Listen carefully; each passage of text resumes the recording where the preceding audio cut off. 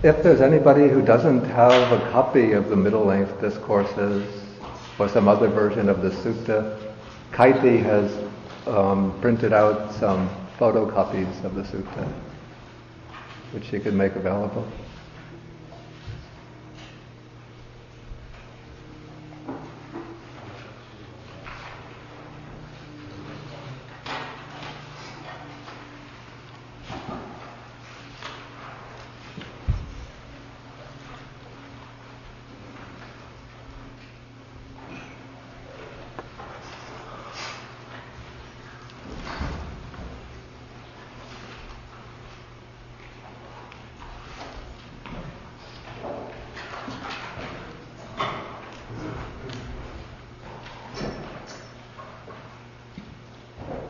Okay, so I'll begin with homage to the Buddha.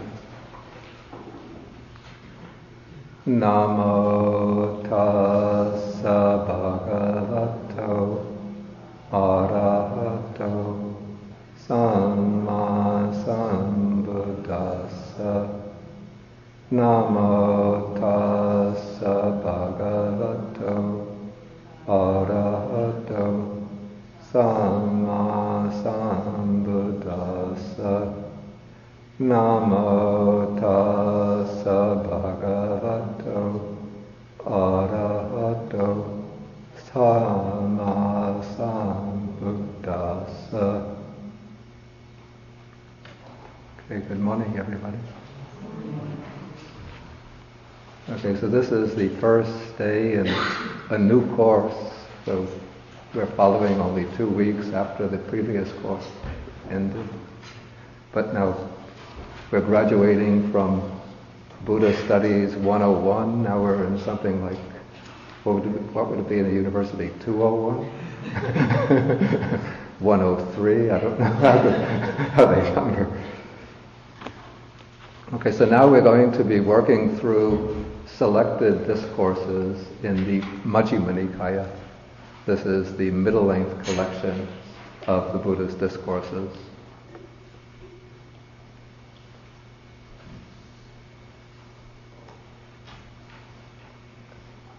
And one thing I should say about, I had prepared a schedule which I think might have been sent to those who had registered for the course, and it's up on the BOW's website. But I realized that I was too idealistic in formulating that schedule. I formulated it with the idea that I would just spend one class per sutta, but that this one sutta would be covered in one class. But that's not my way of teaching. I don't try to rush through a sutta, but I like to explain in detail. So I'm sure that by class number 2, the schedule is going to be thrown off. And it's going to go probably at a much more leisurely and stately pace than the schedule will indicate. So don't take the schedule seriously, but just try to keep track of what sutta we're covering each week based on what we end on the previous week. Okay, so we'll be using as the basis for study the Majjhima Nikaya. And there's a reason why I always like to begin with the Majjhima Nikaya. As you may know from the previous class, there are 4 Nikayas, which are the foundational texts of early Buddhism. These are the Digha Nikaya,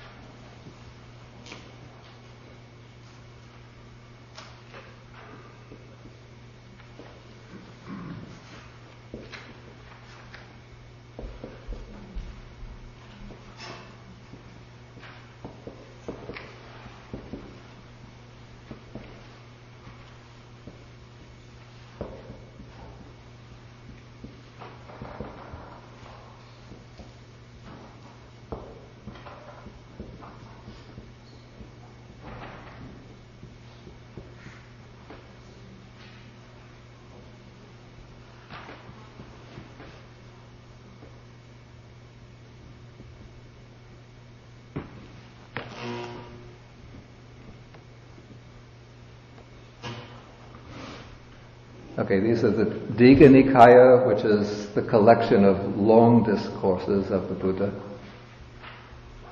Then the Majjhima Nikaya, the collection of middle-length discourses.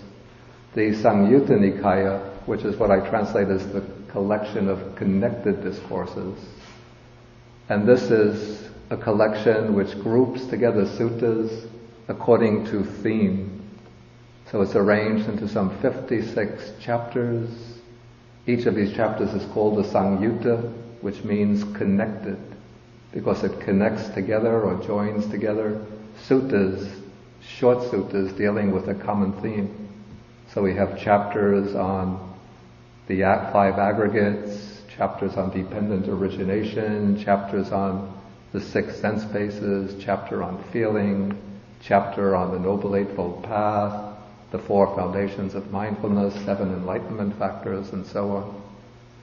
Then the Anguttara Nikaya, it means literally increasing by a factor, and it's also called in the commentaries the Ekottara or Ekuttara Nikaya, which means increasing by 1.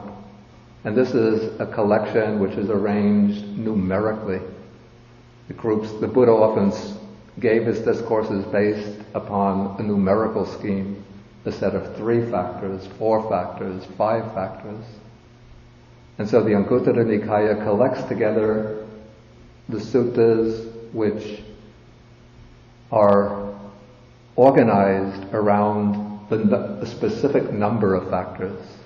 So we have all of the suttas dealing with 1s, great number of suttas dealing with 2s, number of suttas dealing with 3s, all the ways up to suttas dealing with 11 items, framed in terms of 11 items.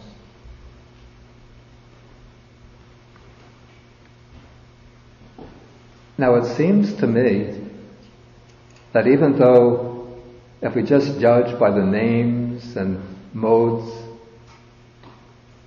of arrangement themselves, it seems that the principle that underlies the collection of these 4 nikayas is simply a matter of size or principle of organization.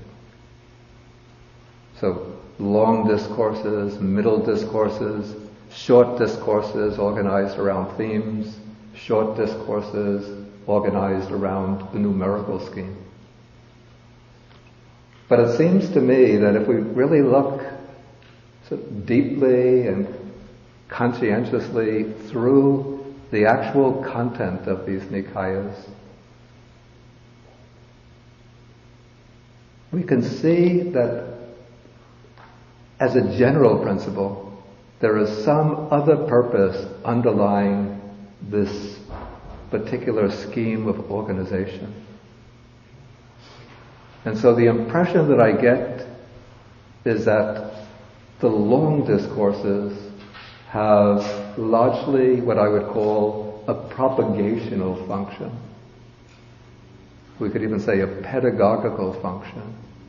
That their purpose is to promote the Buddha's teaching within the context of the contemporary Indian social, cultural, and religious worlds in which Buddhism arose. They have an interview with the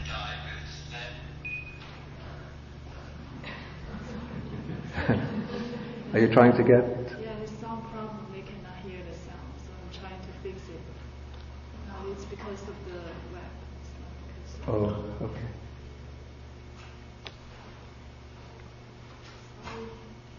Okay, so we see, for example, in the Digha Nikaya, there are a number of suttas in which the Buddha is debating with Brahmins about the validity of the class system of that period. Whether class is determined by, social class should be determined by birth or by virtue of personal qualities.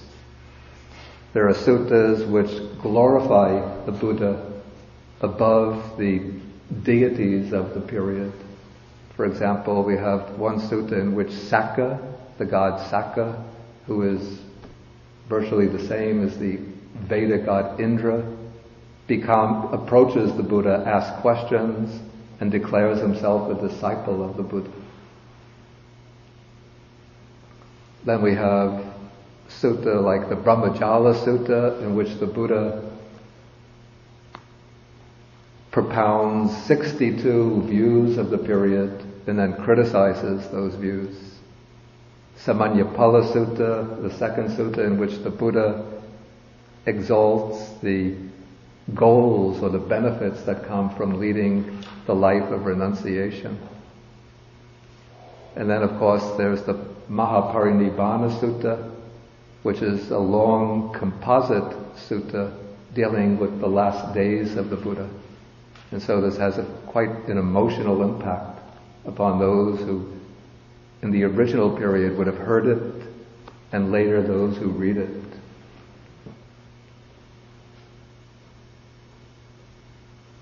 In the Digha Nikaya, however, apart from a few suttas like the Mahasatipatthana Sutta, Mahanidana Sutta, we don't find so many discourses dealing what I would call the core teachings of early Buddhism. For this, the collection which best presents these types of teachings, in my opinion, is the Majjhima Nikaya. The Majjhima Nikaya has the double advantage of compressing what I would call the greatest variety of teachings into one collection, the greatest variety of fundamental collections, the greatest variety of fundamental teachings.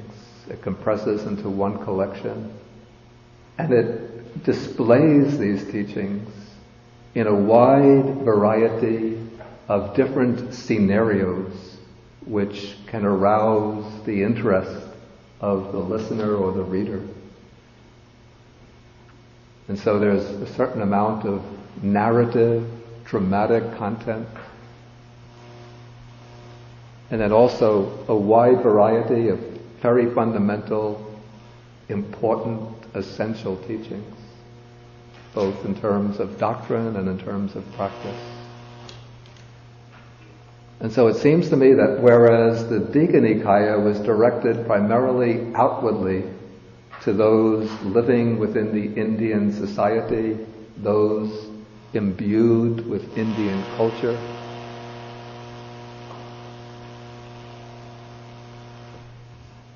is that coming from the computer or?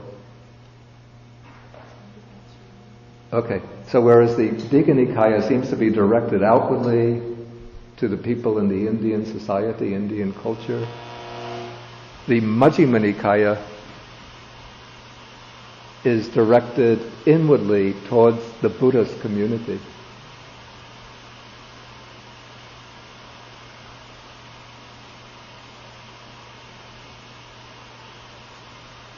Is there some way to get rid of that sound?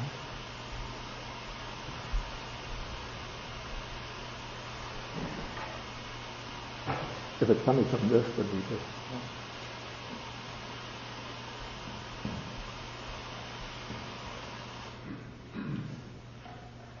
We could use the other mic.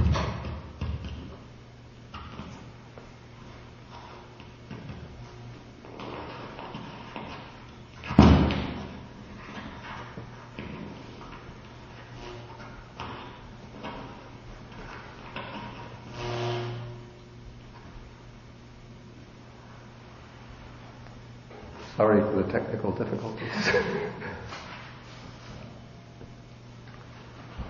So the Majjhima Nikaya seems to be directed inwardly towards the Buddhist community. And the way I see it, that its primary purpose is to acquaint first newly ordained monks and perhaps newly converted or newly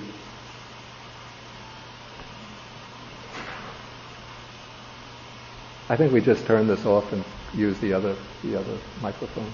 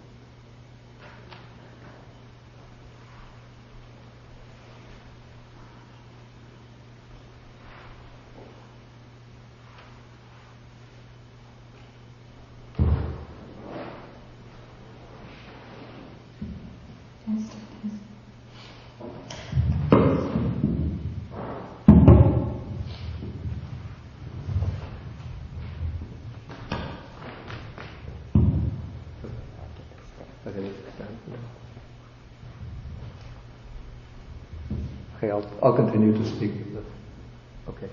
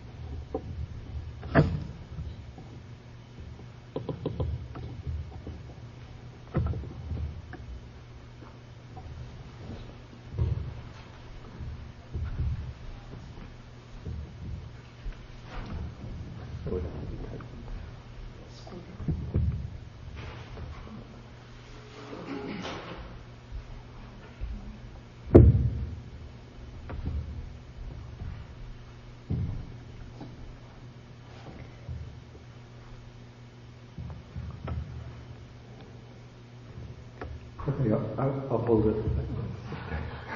Okay. Okay, so the Majjhima Nikaya, it seems to me, has the purpose of acquainting newly ordained monastics as well as lay people who have newly embraced the Buddha Dhamma with the fundamental teachings and practices of Buddhism. Then the Samyutta Nikaya seems to me to be intended primarily for specialists, those who become more specialized in the specific teachings of early Buddhism. So those who want to gain an extensive knowledge and understanding of these main themes on the five aggregates, dependent origination, the sense bases, and so on. And also for those who are engaged in the practice of intensive insight meditation, because the discourses on the aggregates, sense bases, dependent arising, Four Noble Truths deal with the themes or material that is to be contemplated in order to gain insight.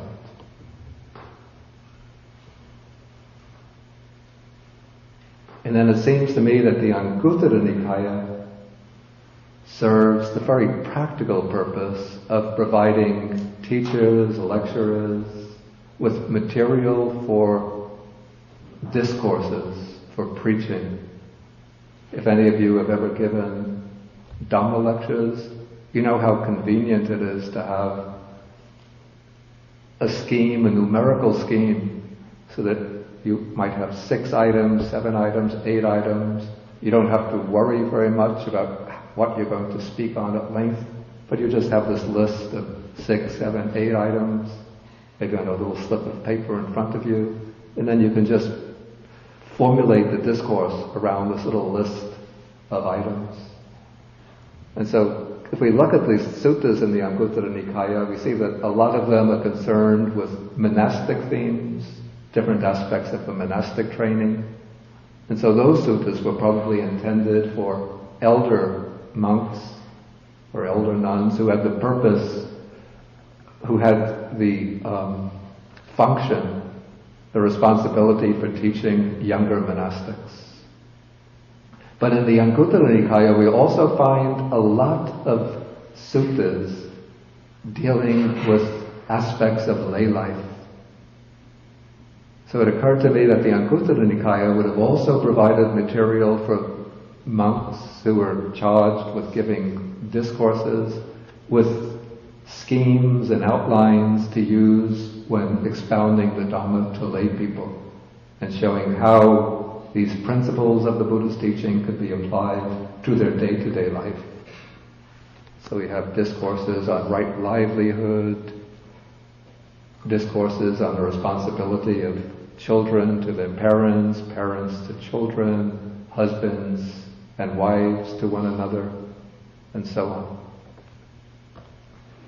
Okay, so we will be taking as the basis for our study the middle-length discourses, which is, as I said, it's the collection that, in my opinion, brings together the richest variety of teachings with the most interesting dramatic scenarios and diversity of scenes.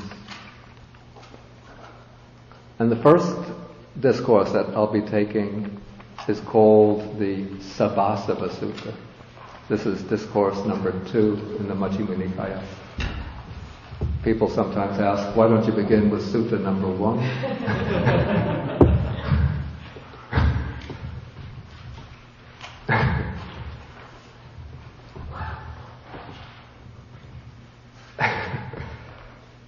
Well, to give one example why I don't begin with discourse number 1,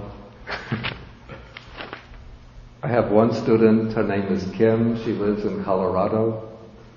She was always saying to me, I want to study Pali, I want to study Pali, I want to study Pali.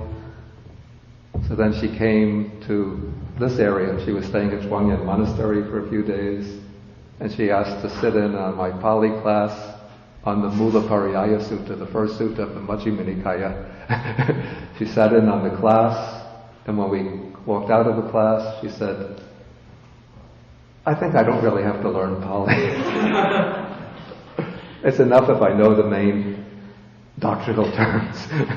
So the first discourse in the Majjhima Nikaya is very difficult, and to understand it properly, one has to have gone through, in my opinion, one has to have gone through the whole Majjhima Nikaya, had many of the suttas explained at length, and then one comes back to the first sutta, and one can begin to understand it. Otherwise, it's just like a series of riddles. Okay, so we will begin with sutta number 2. This is called the Sabbāsava Sutta, which is the sutta on all. I don't really like so much the word taints. This was Venerable Nyanamoli's choice of this word. And so I decided just to adhere to Venerable Nyanamoli's terminology, but I'm not particularly fond of that word. I like to take the word asava and then analyze it etymologically.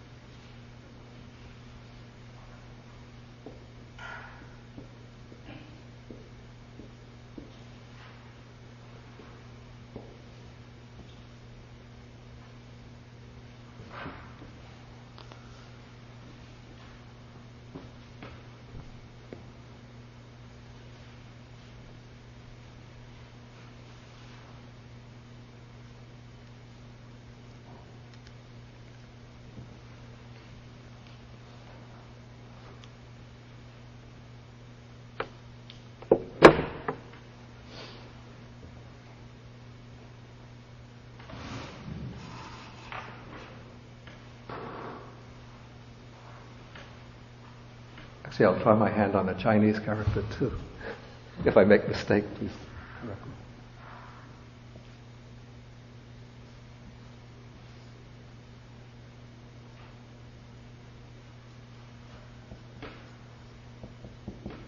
Is that correct? Right? Okay.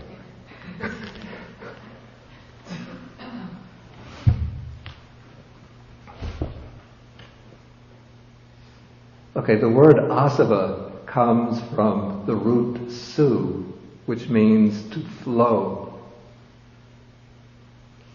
And then it has a prefix a, which usually indicates some direction. And there's difference of opinion what direction the a in asava is pointing to. Some say the a means out, And so they take asava to mean things that flow out. And so there was an old translation going back maybe to the 1930s, outflows. Or some use maybe fancier, more contemporary word, effluence. Things that flow out, flow away.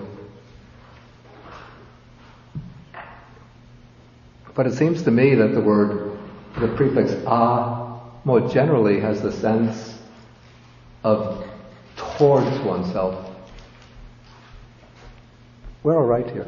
Okay. For example, gacchati means to go, agacchati means to come. Harati means to take, aharati means to bring.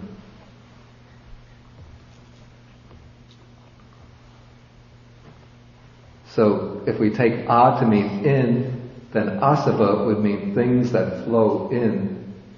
We could say inflows or influxes.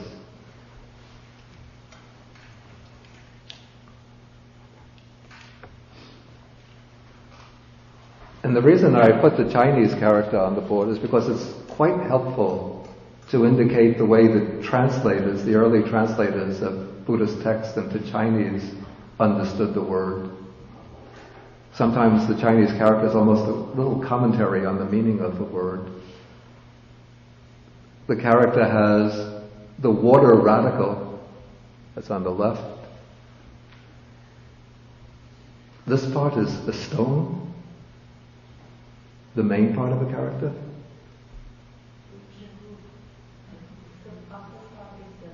A roof, that's even better. The roof. And then the part under the roof is the water, the rain, the character meaning rain. Right? Okay, so this suggests water leaking through a roof. It's a house. That's a house. Yeah, so it's part of the house, yeah. So water leaking into a house.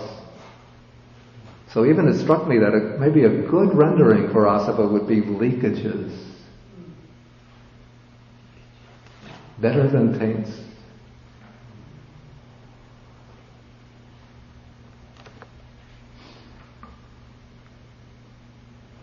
But so that I don't confuse people, I'll probably continue to use taints when I explain this. But most often I will probably use the Pali word. Okay, so this sutta begins when the Buddha is living in Jeta's grove in Savatthi. He calls the attention of the monks, and then he speaks to them and he says, "Monks, I shall teach you a discourse on the restraint of all the taints. Listen and attend closely to what I shall say." Okay, the monks reply, "Yes." Then the Buddha starts to speak. And then he says, "Bhikkhus, monks, I say that the destruction of the taints is for one who knows and sees, not for one who does not know and does not see." And now we should notice immediately that there's a contrast between paragraph 2 and paragraph 3. In paragraph 2, the Buddha says he's going to give a discourse on the restraint of all the taints. Here the word is samvara.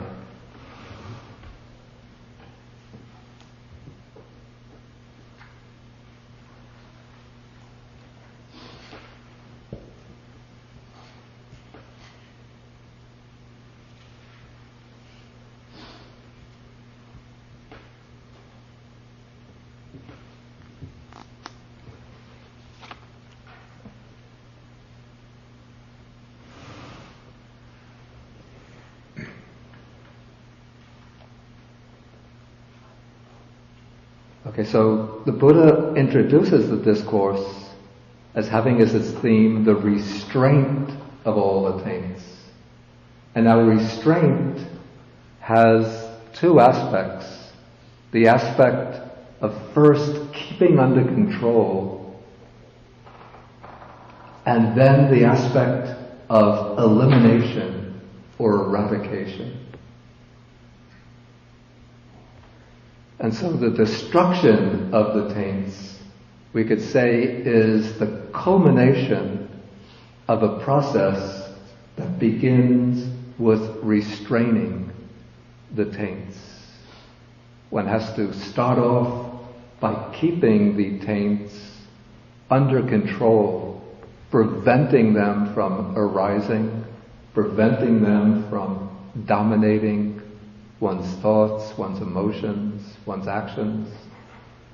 And then one has to cultivate the systematic path of the Buddha in order to completely eliminate the taints, that is, through their destruction. Okay, first, what is it that we are speaking about when we use this word taints, influxes, leakages?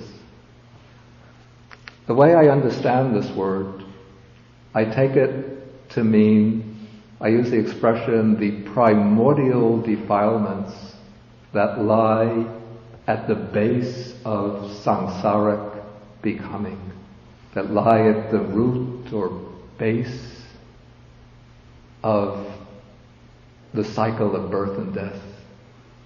Or maybe we can call them even the fundamental forces at the hub of the wheel of birth and death. So the Buddha teaches in the early discourses that there are 3 asavas, 3 taints.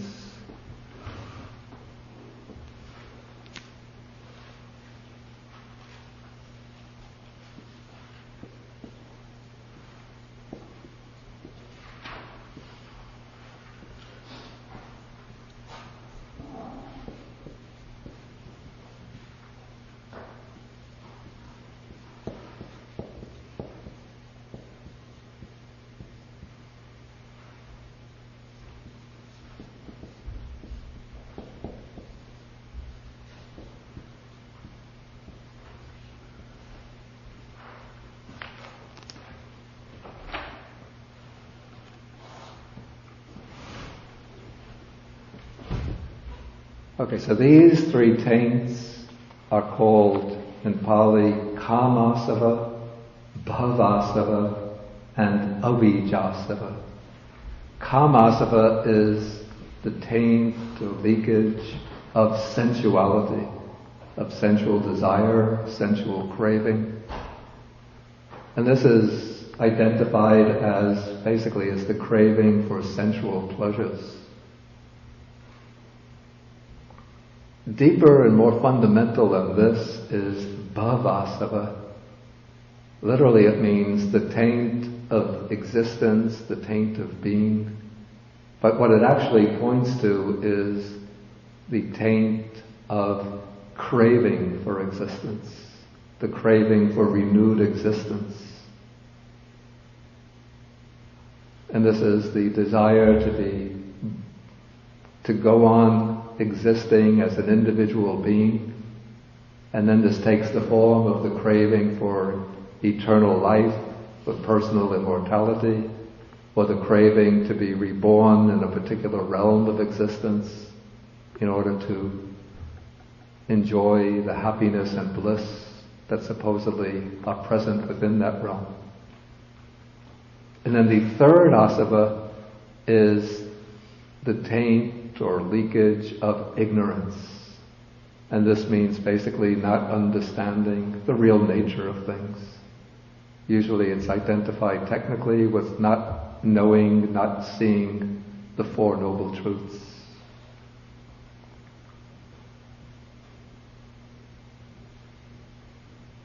Okay, later, texts from a somewhat later period, even beginning with the Abhidharma, add a 4th asava. I put this in brackets because we don't find it in the early suttas. And this is called the dit asava. This is the asava of ditti, of views.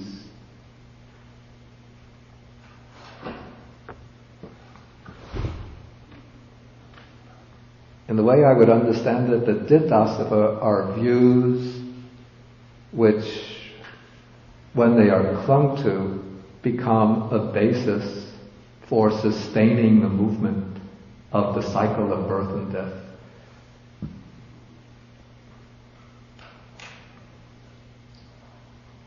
Sometimes the question is asked, what is the relationship of the asavas to the three poisons or three unwholesome roots? Many people know about the three unwholesome roots. What are they? Right, greed, hatred, and delusion. The two are not identical, though there's a certain overlap. The unwholesome root of greed will correspond with the taint of sensuality and the taint of craving for existence. The unwholesome root of delusion will correspond to some extent with the taint of ignorance. But the unwholesome root of hatred or aversion we don't find amongst the asavas. And this raises an interesting question, why? And I haven't found this point discussed in the texts themselves, so I just have come up with my own conjecture about the reason.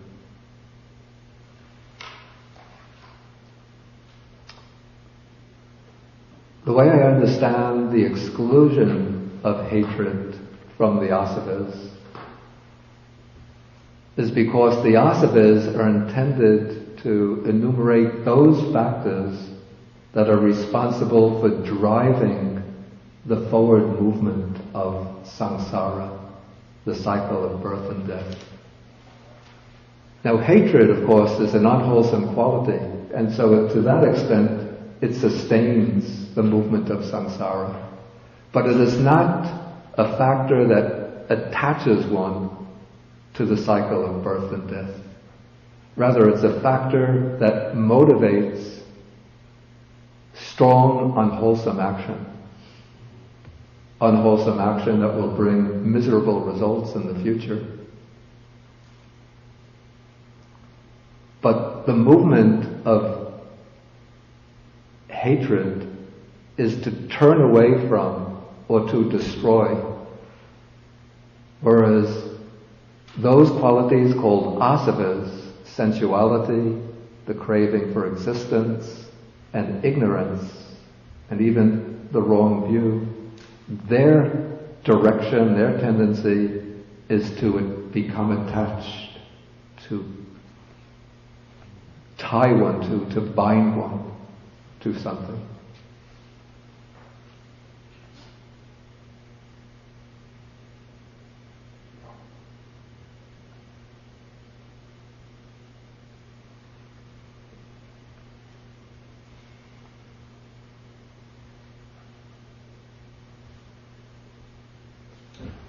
The actual word asava was used even before the time of the Buddha. It's not the word that the Buddha himself coined, but it was used among some of the other spiritual communities that preceded the rise of Buddhism. Particularly the Jains used the word asava, but with a somewhat different meaning than the word has in Buddhism. The Jains used it to mean the flowing in of karma. In their view, karma was a kind of material particle that entered into the soul whenever one performs unwholesome actions. And so this karma soils or taints the pure soul as a kind of dark material particle. The Buddha apparently took over the word asava in the sense of things that flow in, but he doesn't use it in relation to karma, but in relation to these basic defilements.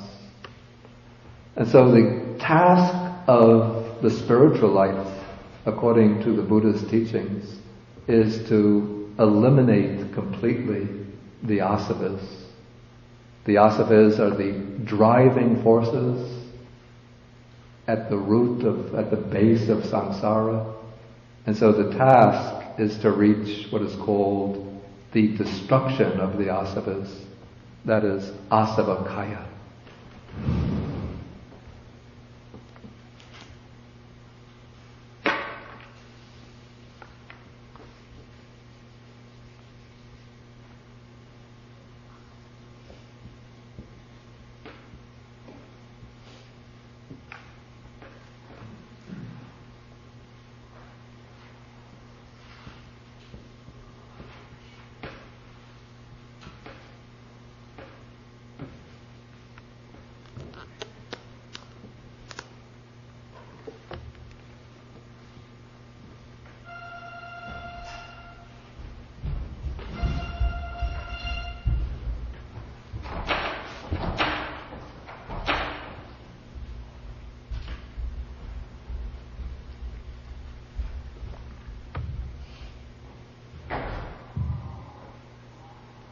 Okay, so in this sutta, the Buddha is going to teach 7 methods of restraining the asavas. Of these 7 methods, 2 of them are concerned with eradicating or eliminating the asavas. And the other 5 methods will be concerned with restraining the asavas in the sense of keeping them under control, preventing them from arising and becoming stronger.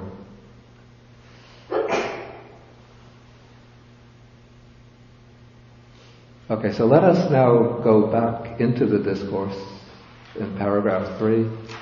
We see the Buddha says, I say that the destruction of the taints is for one who knows and sees, not for one who does not know and does not see. Then he asks, who knows and sees what? Okay, now the Buddha is going to explain 2 important qualities, opposed qualities, that are responsible on the one hand for the arising and strengthening of the taints, and on the other hand for the weakening and elimination of the taints. These 2 opposed qualities are called, in Pali they're called yoniso manasikara and ayoniso manasikara.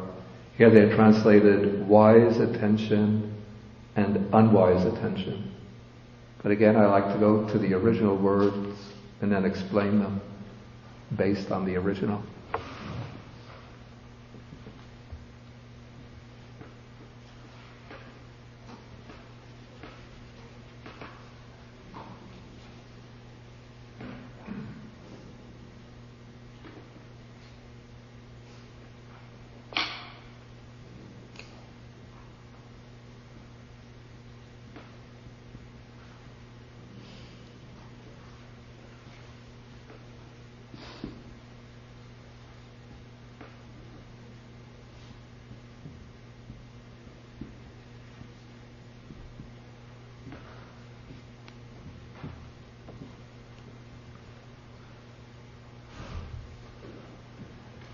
What is called wise attention is yoniso manasikara. So the word yoniso doesn't really mean wise, but it's an ablative. Well, not many people know what ablative is, except those who study Pali grammar. Anyway, it's a form based on the word yoni, which has the meaning of origin, source. It also means the womb of a woman. And then yoniso gives the idea of from the origin, from the source. So the idea seems to be that one goes to the source, to the fundamental origins of things, and then explores a particular issue, a particular matter, thoroughly, carefully, methodically. To say that one explores or investigates a particular matter accurately, meticulously, thoroughly. Then the opposite of that is ayoniso manasikara, which means that one when one attends to something, one attends in a sloppy way, a careless way, a superficial way.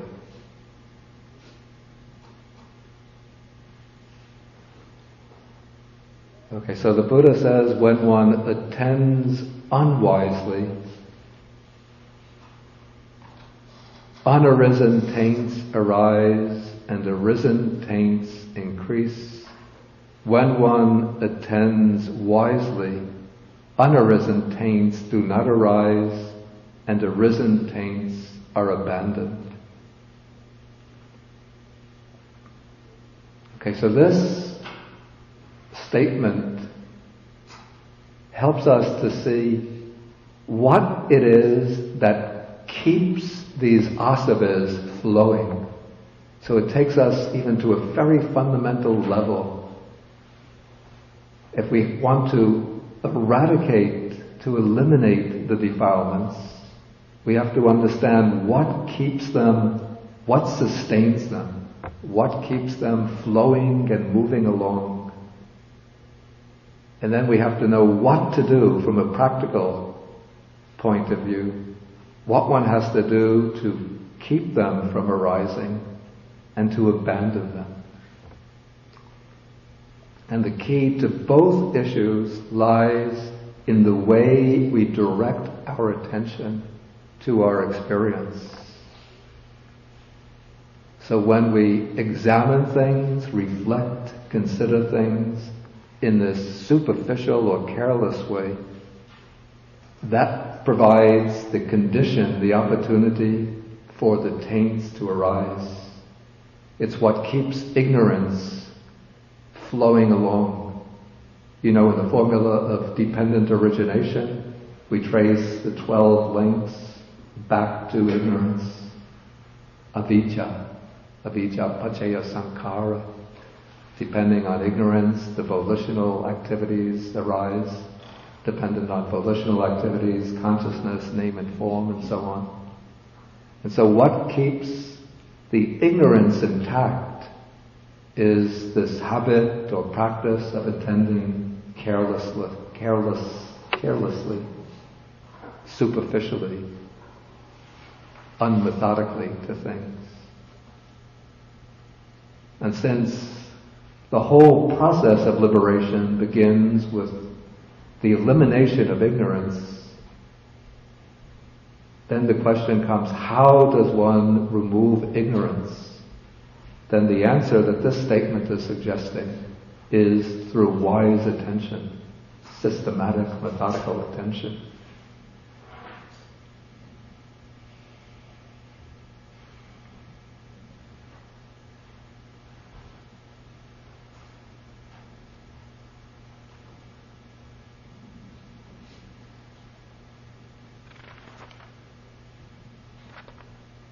Okay, having introduced wise attention and unwise attention here, the Buddha changes track a little bit and introduces the 7 types, the 7 ways of eliminating the taints. He says there are taints that should be abandoned by seeing, taints that should be abandoned by restraining, taints that should be abandoned by using, taints that should be abandoned by enduring, taints that should be abandoned by avoiding, taints that should be abandoned by removing, and taints that should be abandoned by developing.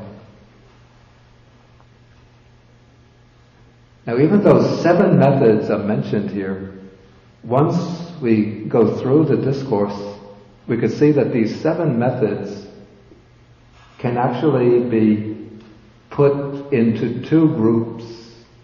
One group comprises the methods that actually eliminate the taints, that abandon them completely so that they can't arise again.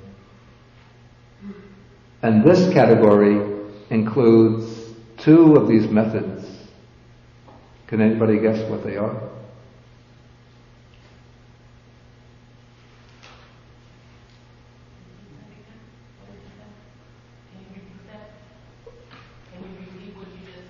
I said of these 7 methods, 2 of the methods deal with the eradication or elimination of the taints. The other 5 are concerned with controlling or simply restraining the taints, preventing them from becoming stronger. 2 are concerned with the actual elimination of the taints. Well, removing and maybe developing. You got one right. Removing, maybe the word is a little deceptive there.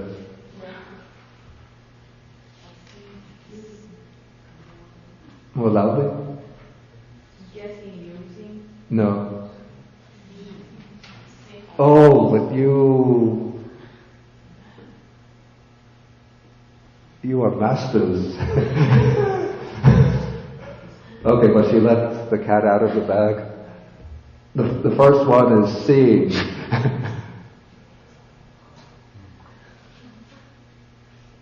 So seeing means seeing into the truth. And so with that seeing into the truth, one eliminates certain taints so that they can't arise in the future.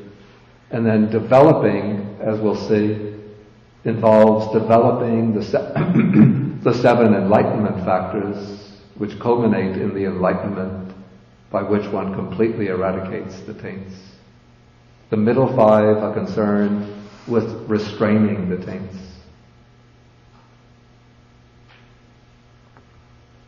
Okay, so now we'll come to the first section, the section on the taints to be abandoned by seeing. And this word that's translated as seeing has a somewhat technical meaning.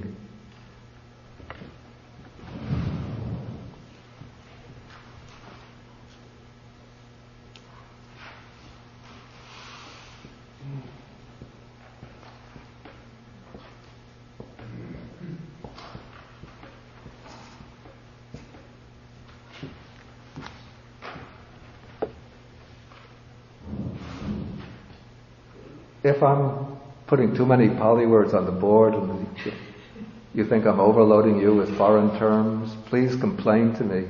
I don't want anybody to get discouraged thinking, boy, this guy just speaks in a foreign language and we can't relate it to our own ways of thinking.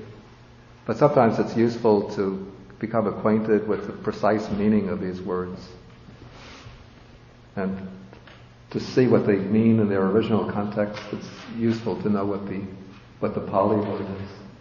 Okay, so the word dasana here, which is what we translate as seeing, has the meaning, special meaning of the first seeing through, well, seeing always applies to direct cognition, to direct experience of the 4 noble truths in their entirety. And this is a technical term for the initial breakthrough to the Dhamma, what's called the gaining of the eye of the Dhamma.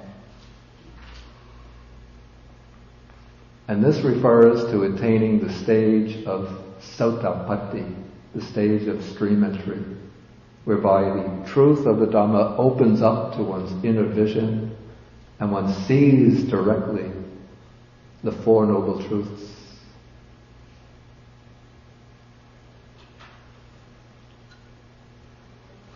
Then once one acquires that vision of the truths, one has to develop that vision through continued practice.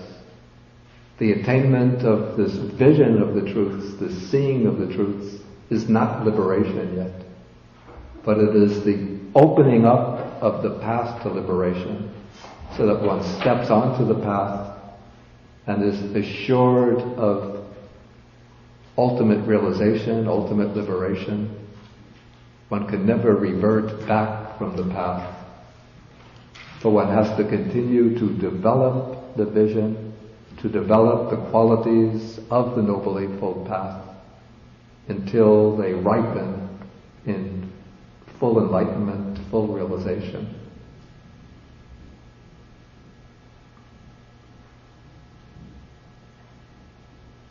And so technically, we say that the attainment of seeing means reaching the first stage of enlightenment, and then the practice of development means that one develops this vision through the second, third stages, onto the path to the fourth stage, the stage of arhatship.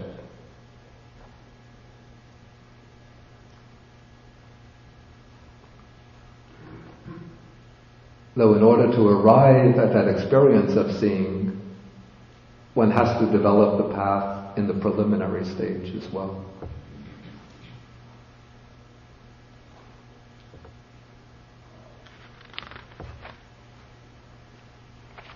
Okay, so now the Buddha speaks about taints to be abandoned by seeing. And so he raises the question, what taints should be abandoned by seeing? Then he's going to illustrate this by taking the specific case of what is called the untaught ordinary person, sometimes translated the uninstructed worldling. Because this is an ordinary person, a person without any degree of realization, direct understanding of truth, who has no regard for the noble ones. He doesn't have any special respect or reverence for the noble persons. He is unskilled in their teaching, in their Dharma.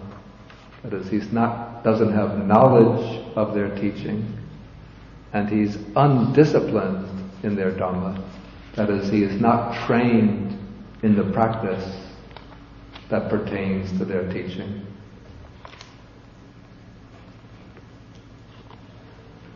Okay, then he has no regard for the true men. The true men is the same as the noble ones, and he's unskilled and undisciplined in their Dharma.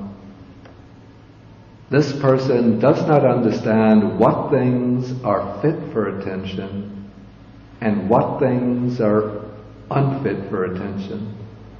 Since that is so, he attends to those things unfit for attention, and he does not attend to those things that are fit for attention. Now the commentary to the sutta makes a very interesting and important point in this connection. It explains that actually there are no things that are exclusively fit for attention and no things that are exclusively unfit for attention. The difference doesn't consist in the things themselves, but in the way one attends to them. So we could take the same things that are ordinarily considered unfit for attention, and if we apply to them skillful attention, then they can become, or wise attention, then they can become a basis for the positive development of the mind.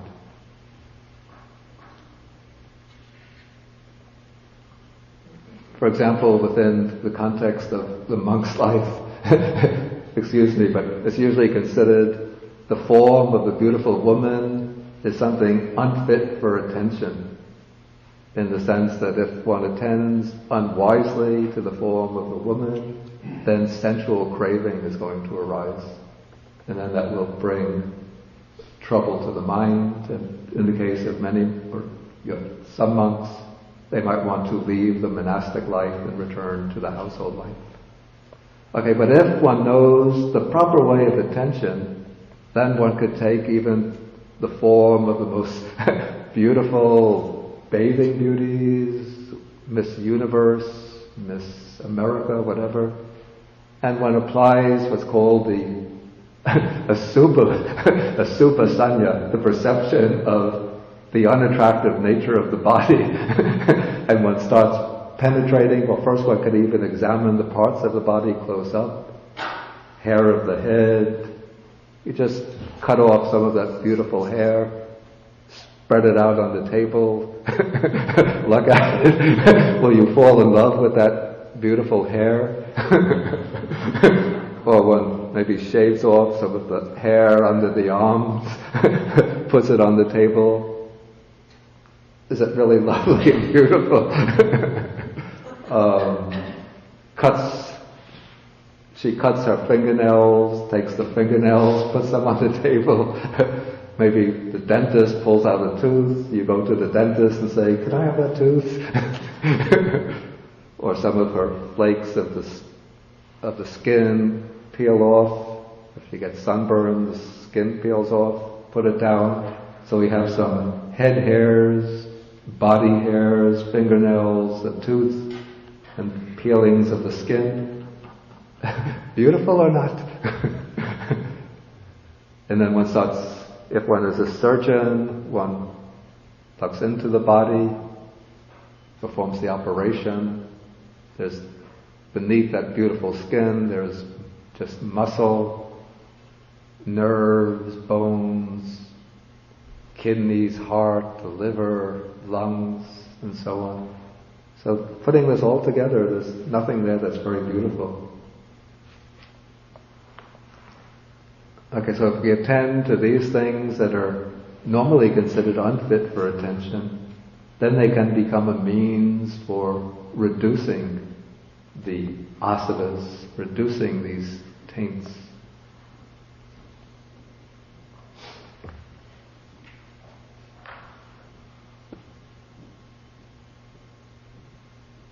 Okay, so now the Buddha raises the question, what are the things unfit for attention that he attends to?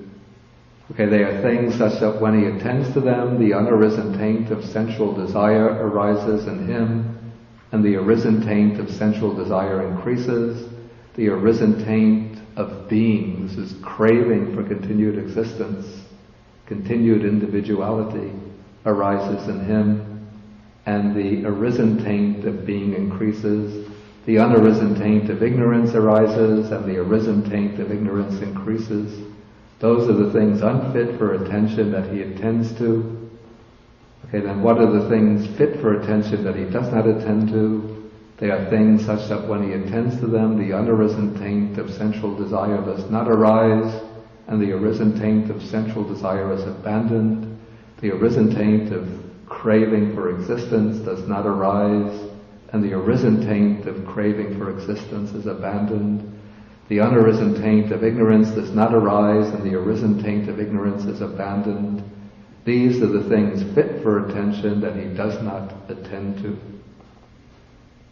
By attending to things unfit for attention, by not attending to things fit for attention, unarisen taints arise and arisen taints increase.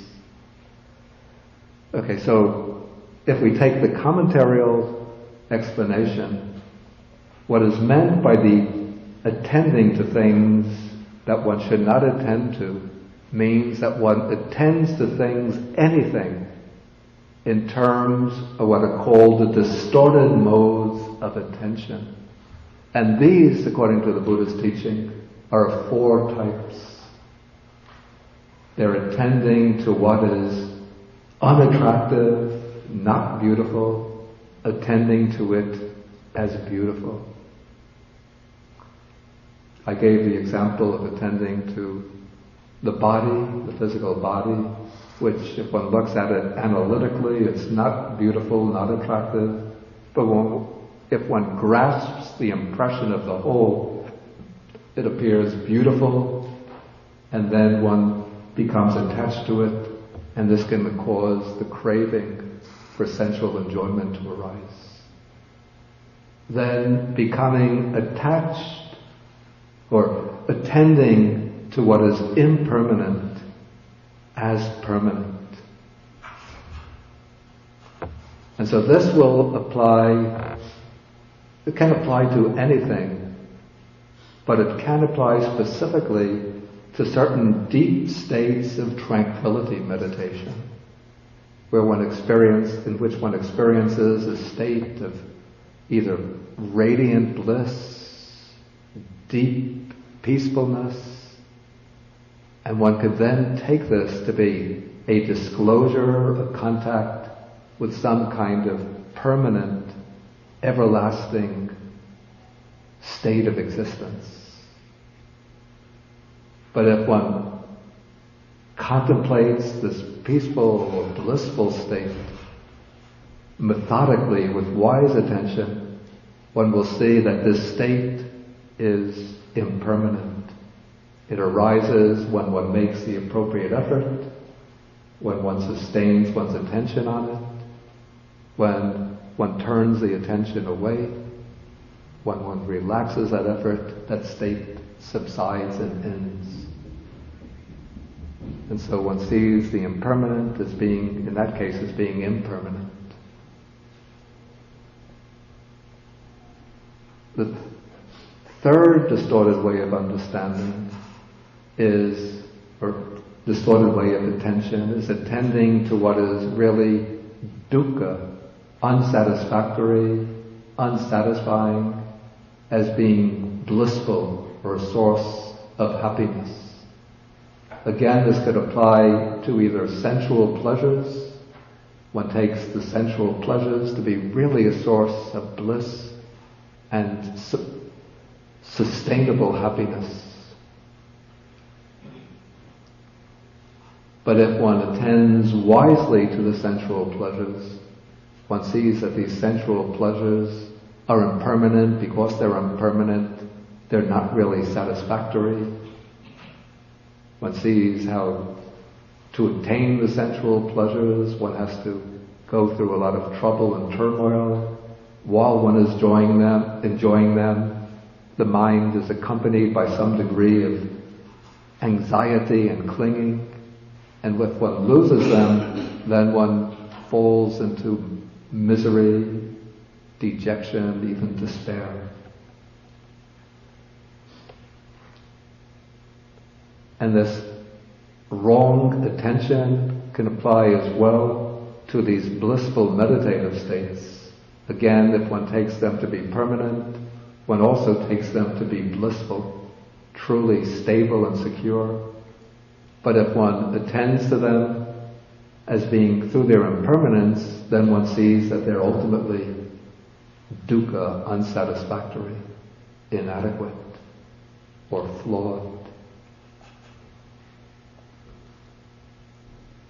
And then the fourth unwise mode of attention is attending to what is really not self, not the true I, as being my real self, my true I. So this is basically, it's the view of Sakkaya Ditthi, the view of a substantial self existing in any way in regard to the five aggregates.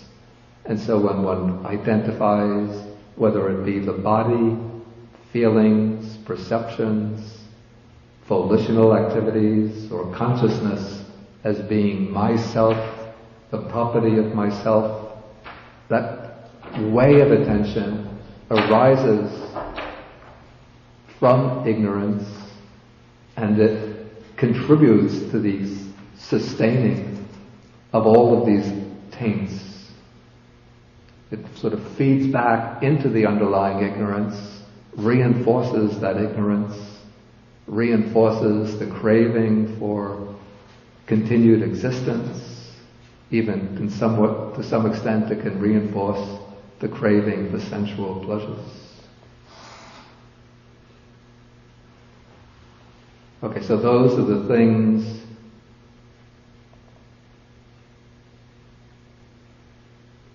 let's say these are the unwise modes of attention which he applies to when he attends to anything. And attending in this way will cause unarisen taints to arise and arisen taints to increase and become stronger. Okay, maybe I'll pause at this point and then ask whether there are any questions.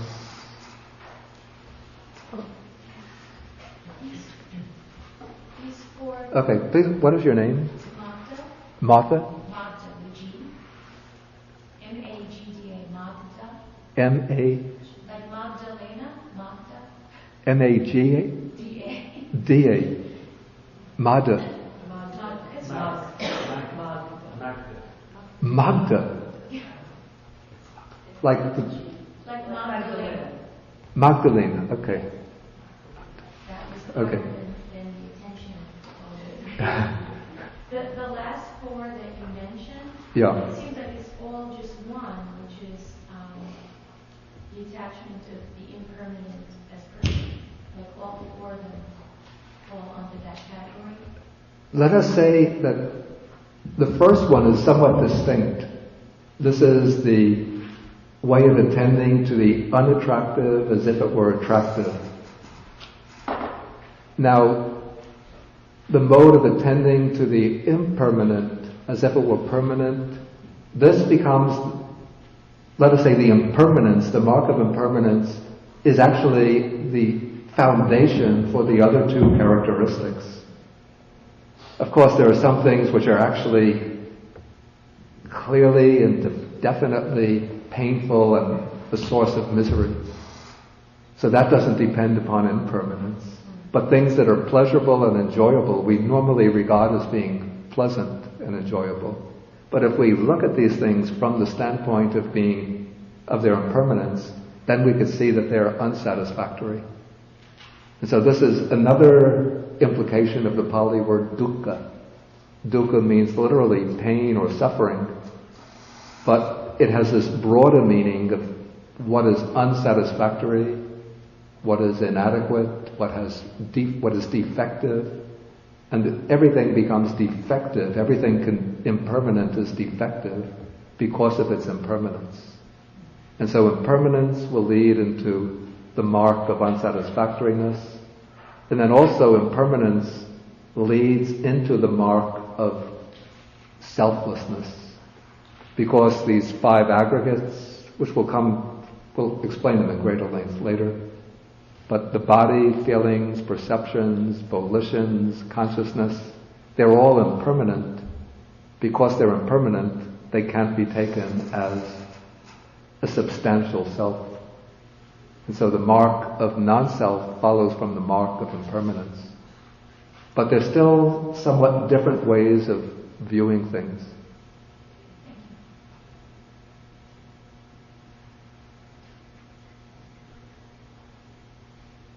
Did somebody else have a question? Please.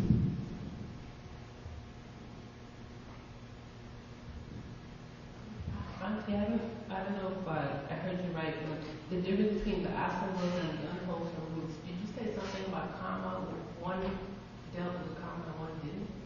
Yeah, what I said is that the unwholesome roots, greed, hatred, and delusion, are mentioned specifically as the roots of unwholesome actions. So those are the factors that create unwholesome karma. The asanas are not so specifically, to my recollection, not so specifically connected with karma. Of course, naturally they will create actions born from these asanas will create karma. But the way they function in the teaching, they're not so explicitly connected with karma, to my recollection. Please. Your name again? Katie. Katie, right. I don't normally use the word influx. Yeah. So, and I don't have a dictionary with me, but I'm wondering if influence would be, that's something that just resonates a little more. And then the related question is, when you said the primordial source of the taints, that resonated a little bit with the concept of sin, and I'm wondering if there's a sense of, there's a clear distinction that this isn't something that resides, for lack of a better term, within the person. It's influences that are outside that could defile someone. Okay.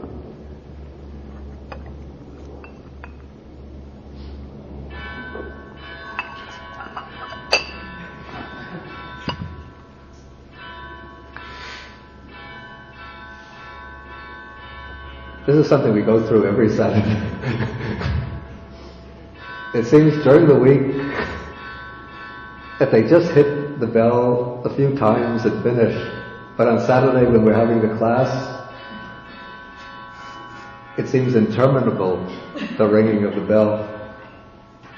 Is it just my impression, or my personal impression, or do you sense that too?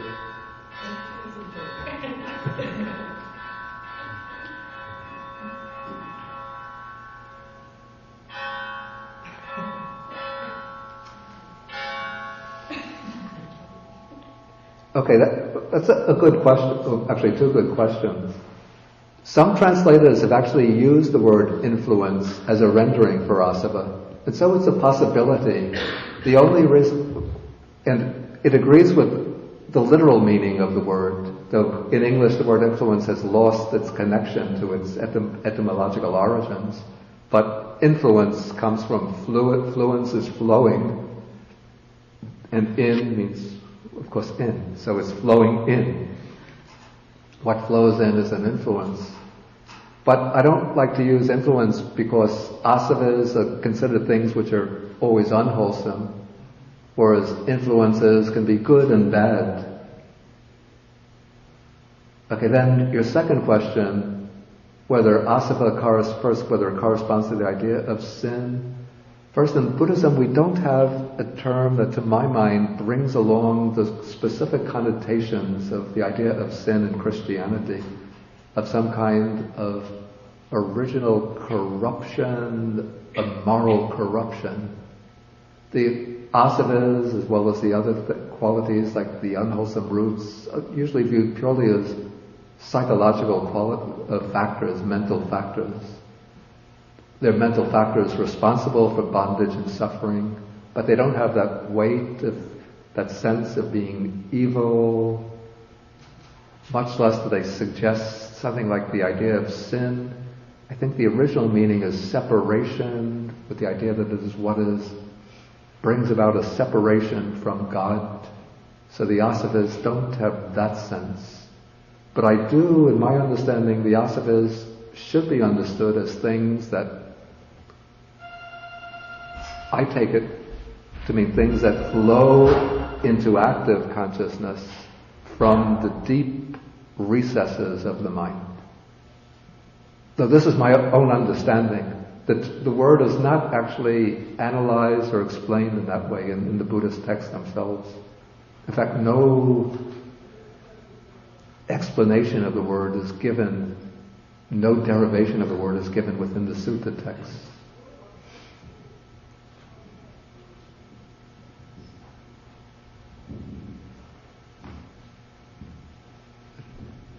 I have a simple question, etymological.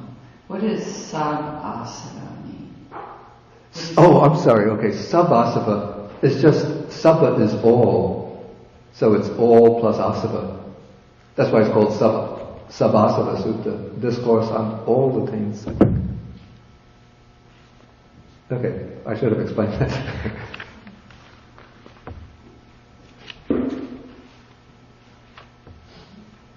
Any further questions?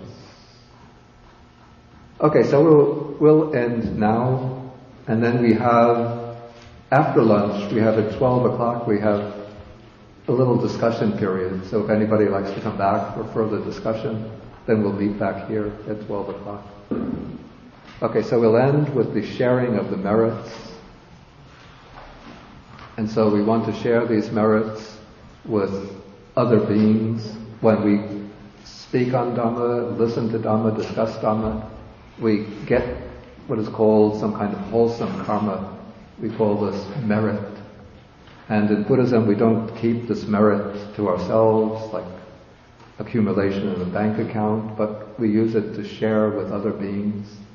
And so we think first of what are called the Dhamma protecting deities, and we share the merit with them. You could think of any departed relatives and friends, relatives or friends, as well as all beings in general. And so we send out these merits with the hope, especially that the Dhamma protecting deities will protect the Buddha's teachings, protect the world, protect ourselves and others. Okay, so I'll recite using verses in Pali, and Okay, next time well, I'll recite now, but next time you could distribute the sheets with the verses. So just think with loving kindness of the Dharma protecting deities, any departed beings, friends or relatives, and all beings in general.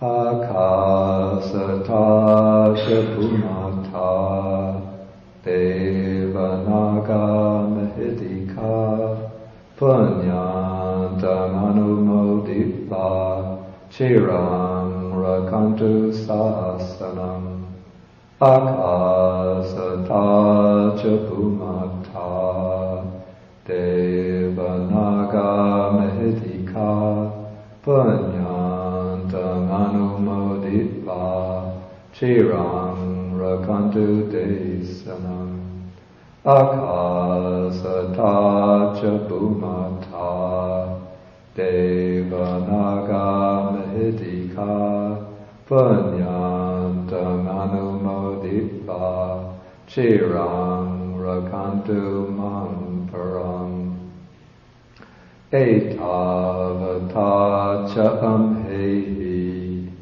Sampadam Punya Sampadam Sabbe Deva Anumodantu Sabba Sampati Siddhya Etavata Cha Amhehi Sampadam Punya Sampadam Sabbe Bhutanummodantu Sabba Sampati Siddhya Etavata Cha Amhehi Sampadam Punya Sampadam Sabbe Sadanummodantu Sabba Sampati Siddhya Bhavabupadaya Avichilitato Etantare Satakayupapanna Rupiya Rupicha Asanya Sanino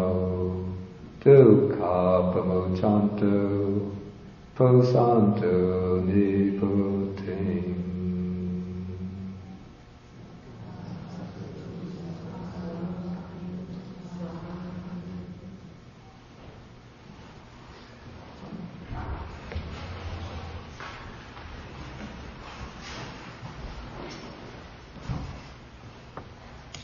Okay, so we end with the 3 half bows.